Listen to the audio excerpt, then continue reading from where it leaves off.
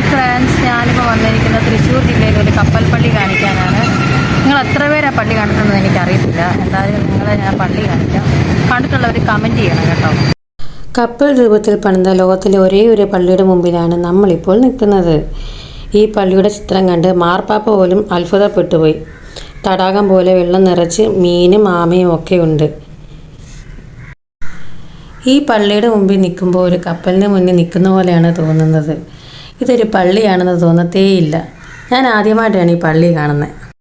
ഈ പള്ളി വെള്ളത്തിൽ തന്നെയാണ് നിൽക്കുന്നത്. നമുക്കിനി കപ്പൽ പള്ളിയുടെ ഉള്ളിലെ കാഴ്ചകൾ കാണാം. ഇതാണ് പള്ളിയുടെ ഉള്ളിലേക്ക് കയറുന്ന എൻട്രൻസ്. കപ്പൽ പള്ളിയുടെ ഉള്ളിലേക്ക് കയറുമ്പോൾ വലതുവശത്തായി കുറച്ച് വിശുദ്ധന്മാരുടെ രൂപങ്ങളുമുണ്ട്. നമുക്കെല്ലാ വിശുദ്ധരെയും പ്രാർത്ഥിച്ച് പള്ളിയിലേക്ക് കയറാം. ഒരു കപ്പലിനുള്ളിൽ നിൽക്കുന്ന അതേ ഫീലാണ് എനിക്ക് ഈ പള്ളിയിൽ നിന്നപ്പോൾ തോന്നിയത്. ഒരു കപ്പലിൻ്റെ ഉൾവശം എങ്ങനെയാണോ അതുപോലെ തന്നെയാണ് ഈ പള്ളിക്കുള്ളിൽ നമുക്ക് കാണാൻ കഴിയുന്നത്.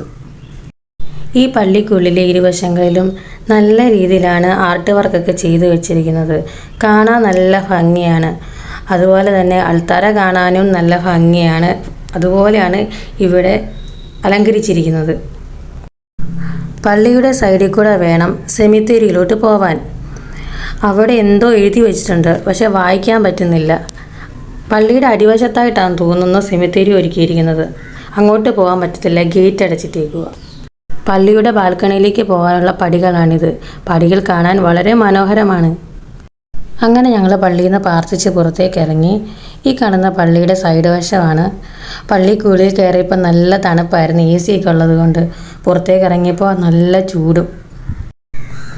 ഈ പള്ളി കണ്ടിട്ടുള്ളവർ കമൻറ്റ് ചെയ്യാൻ മറക്കരുത്. കണ്ടിട്ടില്ലാത്തവരൊന്ന് കാണേണ്ട പള്ളി തന്നെയാണ്.